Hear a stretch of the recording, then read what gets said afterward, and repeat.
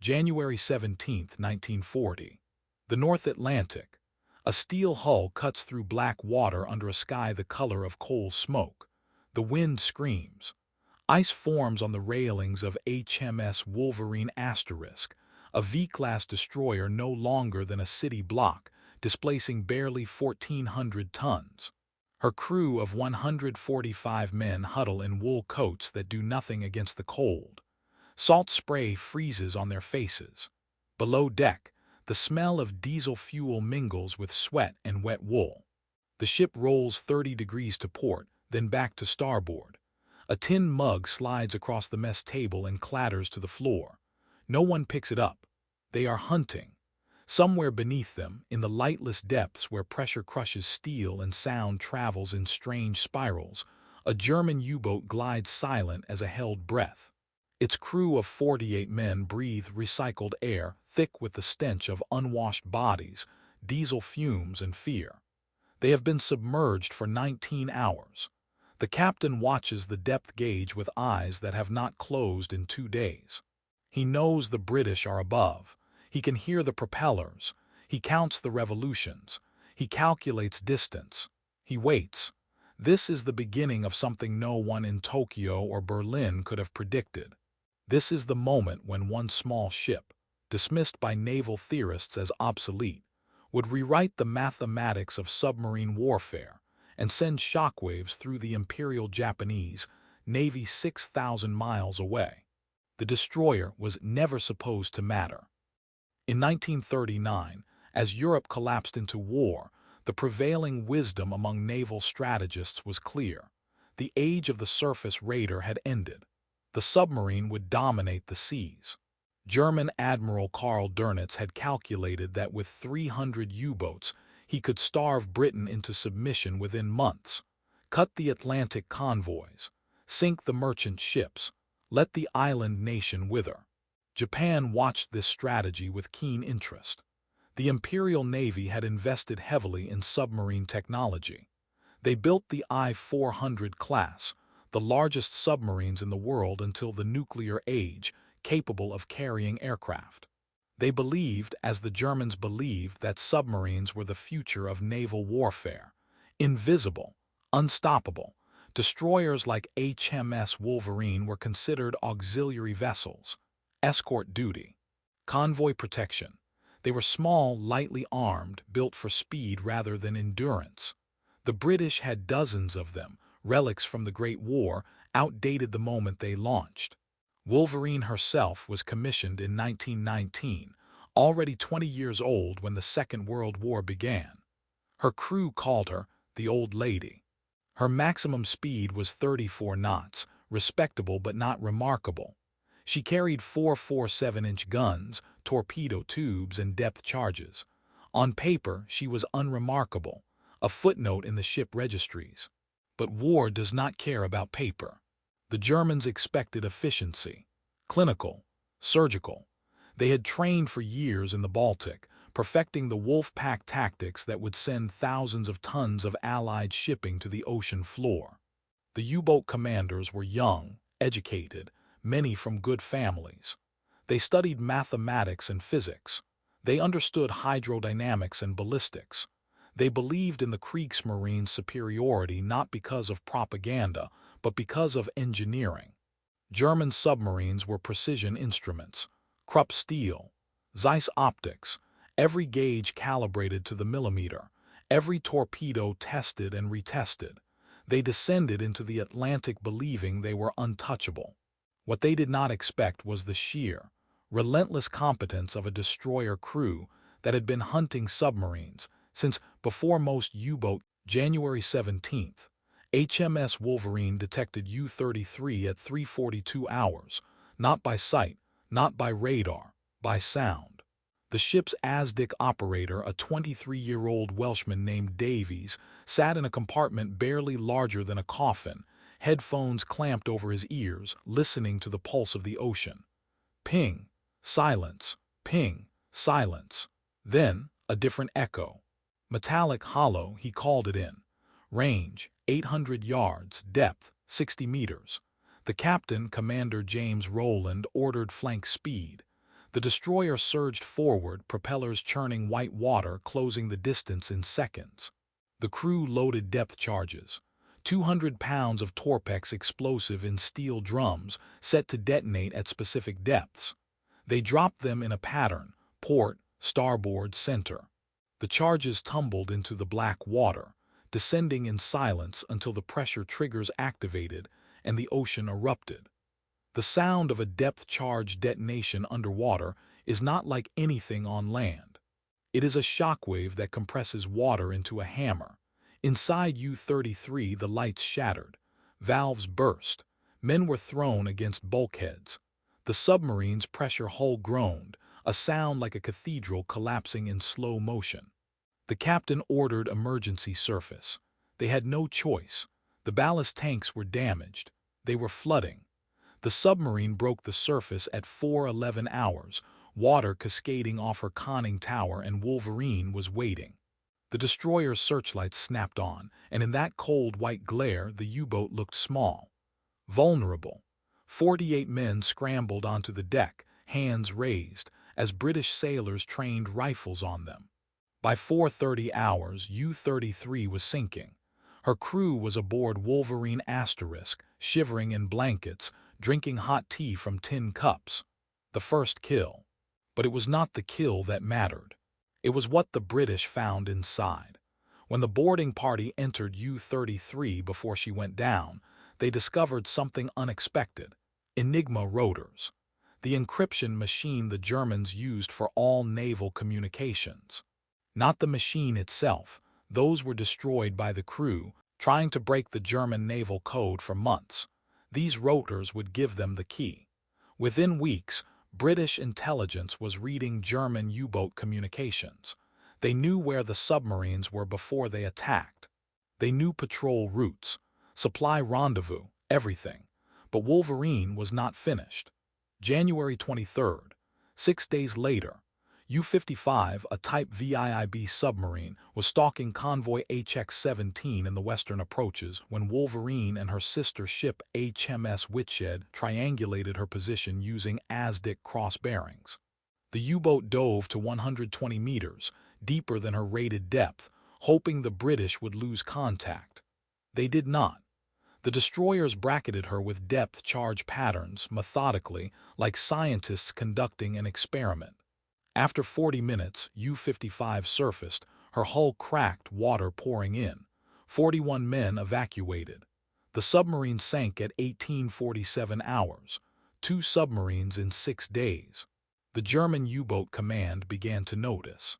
Admiral Dönitz reviewed the loss reports. He read the survivors' accounts.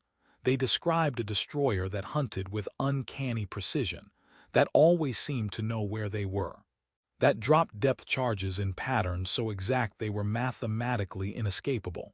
He ordered tactical changes, deeper patrols, radio silence, evasive maneuvers. It did not help. January 29th, U-53. Caught on the surface during a night transit, trying to recharge batteries. Wolverine appeared out of the darkness doing 32 knots, too fast for the submarine to dive in time. The destroyer's 4.7-inch guns opened fire at 4,000 yards. The first shell missed. The second hit the conning tower, killing the captain and the watch officer. U crashed but the damage was done. Oil leaked from her fuel tanks, leaving a slick on the surface that Wolverine followed like a bloodhound. Depth charges at February 1st.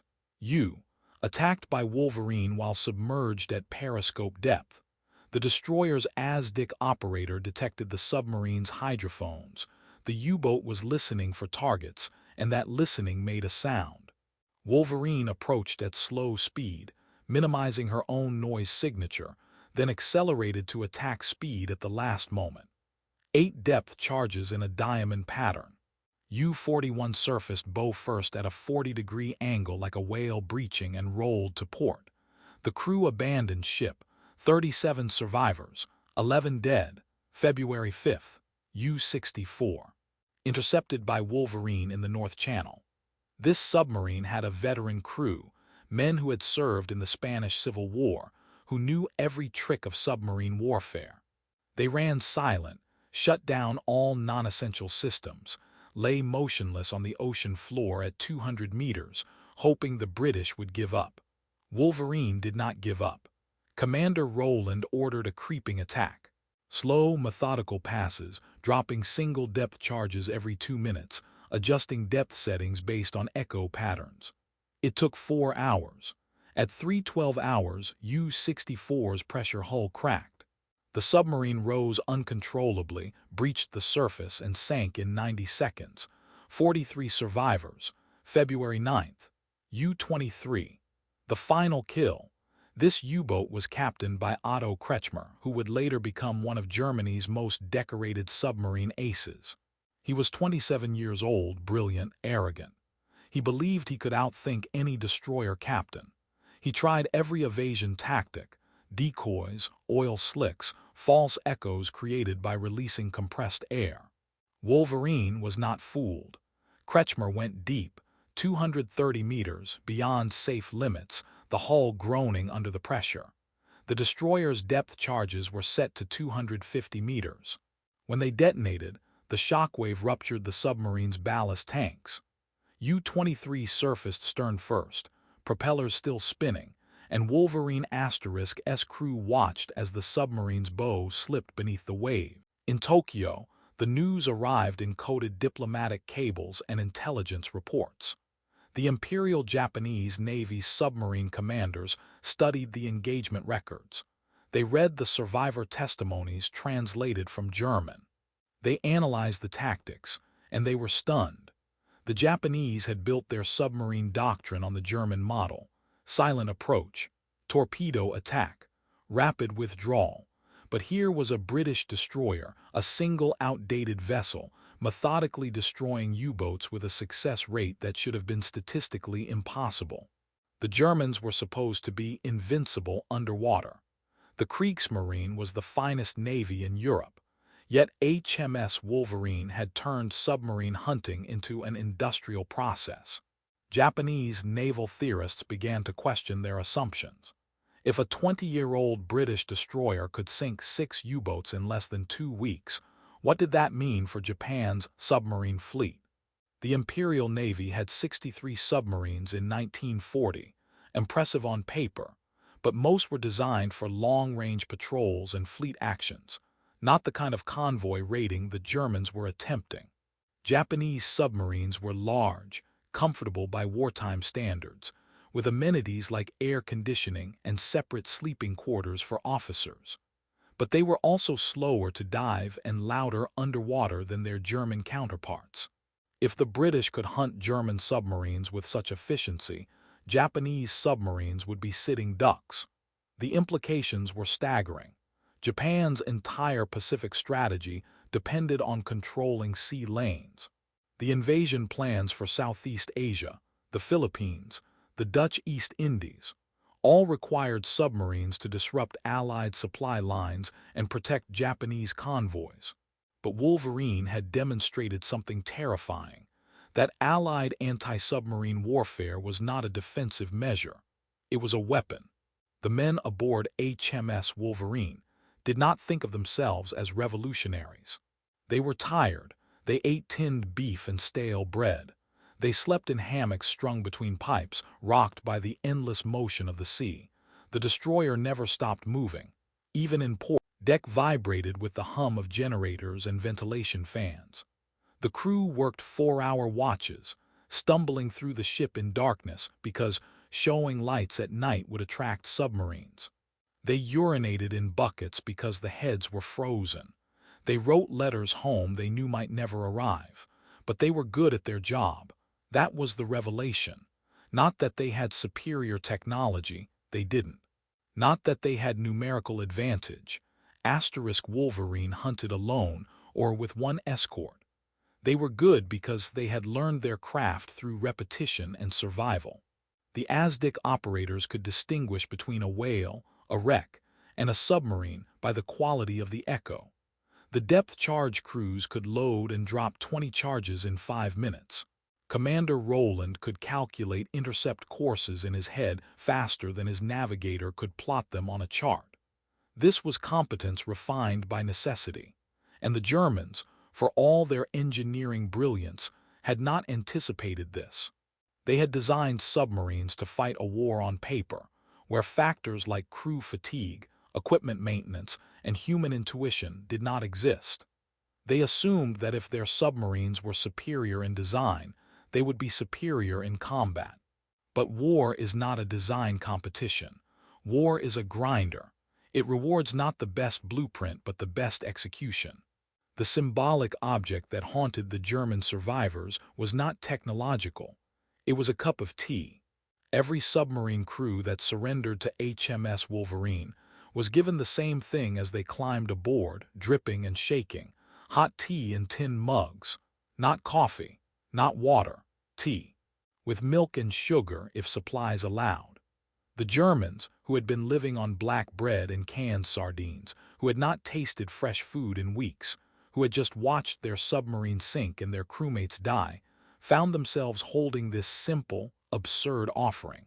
In the prison camps, the survivors talked about it. The tea became a story they told and retold.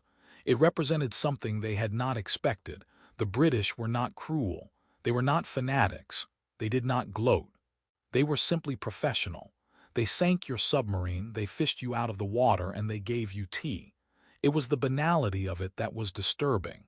The war, for the British, was a job, and they were very, very good at it. This image, the tin mug of tea, became a symbol that Japanese intelligence officers noted in their reports. It represented a kind of warfare that the Axis powers had not prepared for, the industrial application of human competence. Not heroism, not sacrifice, just steady, relentless efficiency. The British did not need to be better than the Germans in every category. They only needed to be better at the one thing that mattered: killing submarines. And they were. The transformation this caused in Axis naval thinking cannot be overstated. Before Wolverine *S 12-day rampage, submarines were considered the apex predator of naval warfare. After, they were prey. The Germans adapted. They improved their designs, trained their crews harder, developed new tactics. But the psychological damage was done. Every U-boat captain who sailed into the Atlantic after February 1940 knew that there were destroyers out there that could find them, trap them, and sink them with methodical precision. The ocean was no longer a hiding place. It was a hunting ground. For Japan, the lesson was even more bitter. By 1942, when the Pacific War was in full swing, American destroyers had adopted and improved upon British anti-submarine tactics. The USS England *, a small destroyer escort, would sink 6 Japanese submarines in 12 days in May 1944, a deliberate echo of Wolverine *'S record.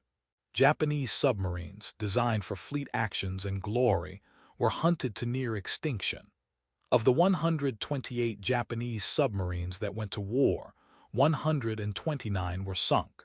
The survival rate was effectively zero. And it began with the realization, in early 1940, that the British had turned submarine hunting into a February 9, 1940. The last of the survivors from U-23 climbed aboard HMS Wolverine *, and Commander Rowland ordered the ship to return to port. The crew was exhausted. The destroyer had been at sea for 18 consecutive days, engaged in 6 separate submarine actions, and the strain was visible. Men moved like sleepwalkers. The chief engineer reported that the ship's engines needed overhaul. The depth charge racks were empty. They had expended 147 charges in 12 days. The ship smelled of cordite and seawater and sweat. But when Wolverine entered Scapa Flow on February 11th, the rest of the home fleet was waiting. Ships sounded their horns in salute. Sailors lined the rails and cheered. The destroyer that everyone had dismissed as obsolete had just demonstrated that the war could be won not with battleships or aircraft carriers, but with small, determined crews doing unglamorous work with deadly competence. Admiral Sir Charles Forbes, commander of the home fleet, came aboard personally. He shook hands with every man on the crew. He told them they had changed the course of the war. He was not exaggerating. The epilogue to this story is written in steel and silence. HMS Wolverine survived the war. She continued hunting submarines in the Atlantic, the Mediterranean, the North Sea. She escorted convoys to Murmansk. She bombarded German positions during D-Day. She was finally decommissioned in 1946, sold for scrap in 1946, and broken up in a shipyard in Scotland. No memorial was built. No museum preserves her. The men who served aboard her scattered to civilian life. Some became teachers. Some became shopkeepers. Some never spoke about the war. They did not consider themselves heroes. They had done their job, but the submarines they sank are still down there. 6 wrecks scattered across the North Atlantic, each one a tomb for men who believed in their own, claimed them. Rust and barnacles and darkness. And somewhere in the bureaucratic archives of the Imperial Japanese Navy, there are intelligence reports stamped *secret*, analyzing the tactics of HMS Wolverine *, trying to understand how a tiny destroyer rewrote the rules of naval warfare. The lesson was simple, but the Axis powers never fully learned it. Abundance is not just material. It is competence. It is the ability to take ordinary men and ordinary ships and, through training and discipline and relentless repetition, turn them into instruments of precision. The British did not have the most submarines. They did not have the largest navy, but they had men who could listen to an echo and distinguish steel from stone. They had captains who could calculate intercept courses in their sleep. They had a culture that valued not brilliance but reliability. And that, in the end, was the true terror of democracy at war, not the factories or the resources, though those mattered. It was the quiet, grinding competence of ordinary people doing extraordinary work without glory or recognition. It was the tin mug of tea offered to an enemy who had just lost everything. It was the destroyer that returned to port, refueled, rearmed, and went back out to hunt again. The Germans expected efficiency. The Japanese expected honor. What they faced was something simpler and more devastating. Professionalism without end. Somewhere beneath the North Atlantic, in the darkness where light has never reached, the wrecks of 6 U-boats rest on the ocean floor. Their hulls are crushed, their steel corroded, their stories forgotten by everyone except the ocean itself. And if you could descend into that silence, past the point where pressure turns water into stone, you might still find, among the scattered debris and the bones of men who believed they were untouchable, the faint metallic echo of a destroyer's propellers, cutting through the black water, hunting. The hunt never ends. The tea is always hot. The destroyer always returns. That is the promise and the threat of freedom. It does not rest.